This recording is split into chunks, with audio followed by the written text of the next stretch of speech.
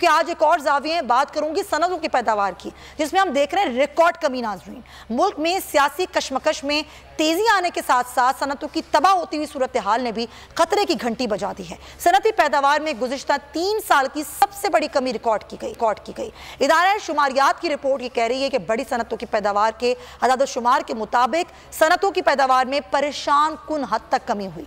सालाना बुनियादों पर बड़ी सनतों की पैदावार में 24.99% की बड़ी कमी हुई।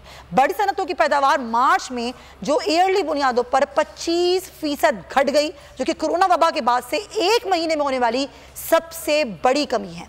रिपोर्ट के मुताबिक बड़ी सनतों की पैदावार रवा माली साल के मुसलसल 7 महीनों से तनज़्ज़ुली का शिकार है। सिर्फ यही नहीं, बल्कि मार्च में 19 शोबों में पैदावार शदीद तरीन गिरावट का शिकार रही, जिनमें ऑटो सेक्टर, स्टील, केमिकल, मसनूआत और अद्वियात की पैदावार के सेक्टर्स शामिल हैं।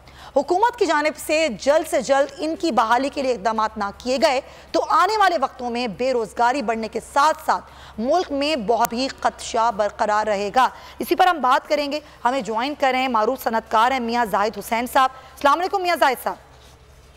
जी वालेकुम सलाम।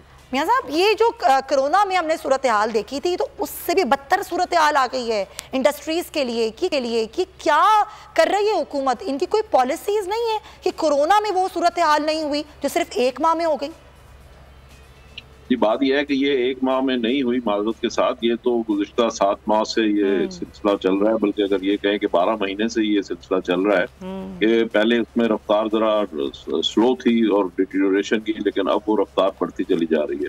उसकी बुनियादी वजह यह है कि गवर्नमेंट ने पिछले तकरीबन जब मिफ्ता इस्माइल साहब थे तो उस वक्त से इंपोर्ट के ऊपर पाबंदी लगाई हुई है। तो जो हमारा रॉ मटीरियल है, खासतौर पर जो ऑटो सेक्टर है, उसके जब रॉ मटेरियल नहीं आ रहे तो उसकी वजह से आपने देखा कि एक तो गाड़ियों की कीमतें बेतहाशा बढ़ गई, दूसरे जो डॉलर की कीमत अप्रिशिएट हुई है उसकी वजह से भी चीज़ों की कीमतें बहुत ज़्यादा बढ़ गई और उसकी वजह से डिमांड में भी कमी हुई।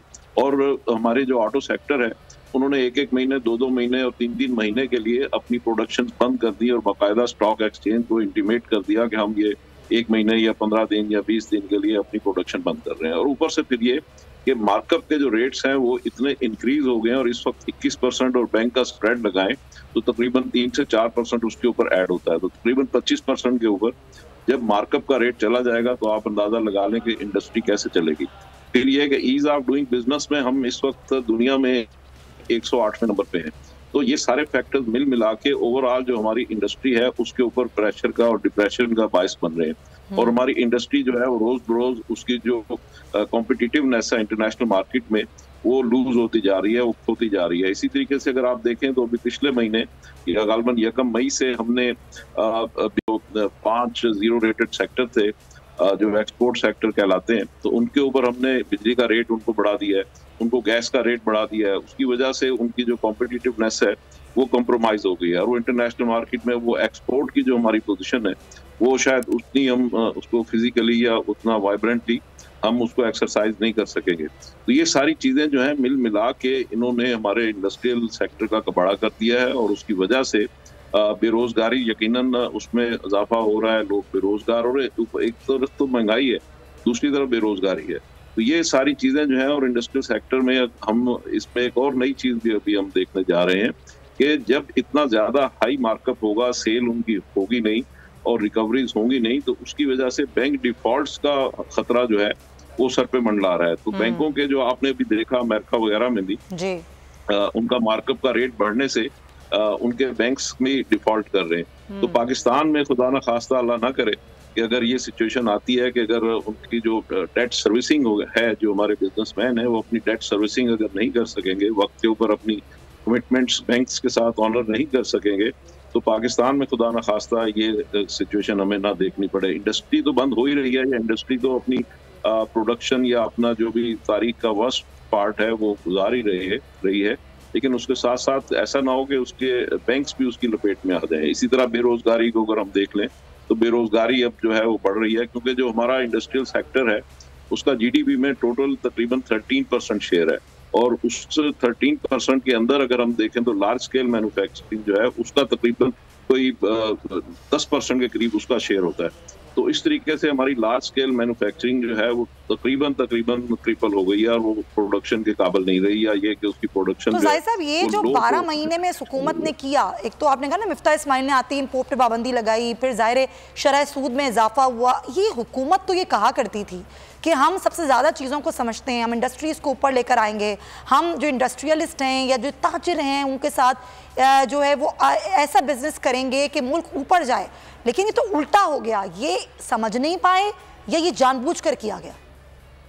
नहीं देखें, जानबूझकर तो मैं नहीं समझता कि कोई करता होगा, मैं इस तरह नहीं समझ सकता। लेकिन जो एक्चुअल जो बात है, पाकिस्तान का जो इम्पोर्ट है, इम्पोर्ट बिल नॉर्मली वो था $80 बिलियन और जो हमारी टोटल इनकम थी वो थी $60 बिलियन। तो हमारा जो $20 अरब का जो करंट अकाउंट डेफिसिट था, उसकी वजह से हमें ये सारी चीजें देखनी पड़ी, क्योंकि वो जो डेफिसिट है उसके लिए हमें IMF के पास जाना पड़ा कि IMF अगर हमें उसको अपने प्रोग्राम में लेगा, एंडोर्स करेगा, तो फिर हमें बैंकों से या दूसरी वर्ल्ड की जो ऑर्गेनाइजेशंस हैं उनसे मजीद कर्जे मिल सकेंगे। तो चूंकि फिर IMF की जो कंडीशंस थी वो इतनी सख्त हैं कि वो जो उसकी गोल पोस्ट है वो उसको चेंज करते रहते हैं। तो उसके नतीजे में IMF प्रोग्राम में हम गए नहीं। उसकी वजह से हमें एक तारीख की जो है बदतरीन हमारा जो करंट अकाउंट डेफिसिट है उसका हमें सामना करना पड़ा। और अभी भी आप देखें कि IMF के प्रोग्राम में अभी तक हम नहीं गए और वजीर खजाना अभी ये कह रहे हैं कि जी मैं केयर नहीं, आई डोंट केयर, कि अगर वो आते हैं तो आए, नहीं आते तो नहीं आए। तो अभी हमने बजट बनाना है, बजट हमारा मुश्किल से बनेगा। अब इस गवर्नमेंट की जो स्ट्रेटेजी है, जो मैं समझ पाया हूँ, इस साल हमारी टोटल इनकम होने जा रही है को $55 अरब, और इनका ख्याल यह है कि अगर हम $55 अरब पे ही अपनी इंपोर्ट्स को फ्रीज कर देंगे तो हमारा इस साल फर्दर करंट अकाउंट डेफिसिट नहीं होगा। अगर करंट अकाउंट डेफिसिट नहीं होगा तो इस तरीके से फिर ये अपनी जो चीजें हैं उसको मैनेज भी कर पाएंगे, बजट भी बना पाएंगे। लेकिन ये होगा सारा इसकी जो हमारा GDP है, जो कि नॉर्मली 5.8 था या खान साहब के दौर में 6% पे भी गया था, तो वो हमारा जो GDP है वो कंप्रोमाइज होगा। और भी वर्ल्ड बैंक और IMF और ये सब का ख्याल ये है, और हमारा अपना ख्याल भी है कि हमारा GDP इस साल शायद 0.5 से आगे नहीं जा पाएगा। तो इस तरीके से हमारी जो तरक्की है कौम की मजमूई तौर पे, वो तरक्की नहीं होगी, उसमें महंगाई होगी, उसमें लोगों के रोजगार नहीं होंगे, उसमें गुर्बत की जो लकीर है वो शायद और बड़ी हो जाएगी। तो ये सारी चीजें जो है हमें आने वाले दिनों में मेरा ख्याल है। और सर थोड़ा सा मैं एक और आसान बात कर लूँ नाजरीन के लिए, कोई आप लोगों का नुकसान हुआ, इंडस्ट्रीज का भी नुकसान हुआ, इंडस्ट्रियलिस्ट का भी नुकसान हुआ, लेकिन आपसे जुड़े हुए लाखों लोग जो कि रोजगार से वाबस्ता थे उनका बहुत नुकसान हुआ और स्टिल हो रहा है। आपको लगता है कि आगे आने वाले चंद सालों में इस नुकसान को कवर अप किया जा सकेगा, या कोई इस तरह की स्ट्रेटजीज, इस तरह की पॉलिसीज बनाई जा सकेंगी कि उसको ठीक किया जा सके? देखिए, ये कोई रॉकेट साइंस नहीं है आज की दुनिया में, ये सारी चीजें जो है ये ओपन है। हमारी कौम जो है जब $17 अरब की एग्रीकल्चरल आइटम इंपोर्ट करेगी, जबकि हम कहते हैं कि हम एग्रीकल्चर कंट्री है, तो हम $17 अरब का मतलब है कि 4-4.5 हज़ार अरब रुपए पाकिस्तानी करेंसी में। वो पैसे हम बैरून मुल्क किसानों को देते हैं अपने किसानों को देने की बजाय। सही बात। अगर हम वो यहाँ पर कॉर्पोरेट फार्मिंग इंट्रोड्यूस कर लें तो वो $17 अरब हम बचा सकते हैं। सिमिलरली हम तकरीबन $24 अरब एनर्जी के ऊपर इम्पोर्ट पे बिल पे करते हैं। तो वो अगर हम सोलर पे इमीडिएटली शिफ्ट हो जाएं, लोगों को वही पैसे गवर्नमेंट लोगों को लोन दे दे इंटरेस्ट फ्री, और उनको कहे कि जी आप 3-4 महीने में अपना घर पे या अपनी फैक्ट्री पे सोलर इंस्टॉल कर लें, तो हमारा जो इंपोर्ट बिल है, यानी इंपोर्ट सब्स्टिट्यूशन की मैं बात कर रहा हूँ, तो पेट्रोलियम इंपोर्ट बिल हमारा आधा रह जाएगा। तो इस तरीके से हम 10, 15, $20 बिलियन की जो अपनी इंपोर्ट्स है उसको बड़ी इजीली, यानी इस तरीके से जबरदस्ती कंट्रोल करने की बजाय या मिनिमाइज करने की बजाय अगर हम इस स्ट्रेटेजी पे चले जाएं तो हमारी इंपोर्ट का जो एग्रीकल्चर बिल है वो हमारा कम हो जाएगा, इसी तरीके से पेट्रोलियम का इंपोर्ट बिल कम हो जाएगा।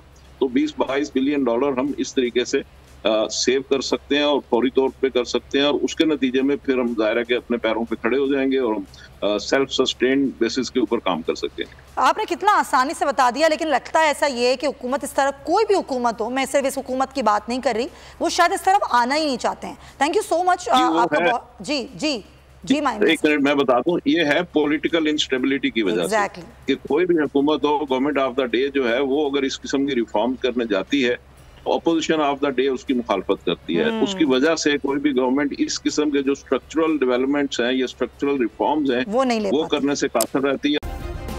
सब्सक्राइब करें और बेल दबाएं ताकि कोई खबर रह न जाए।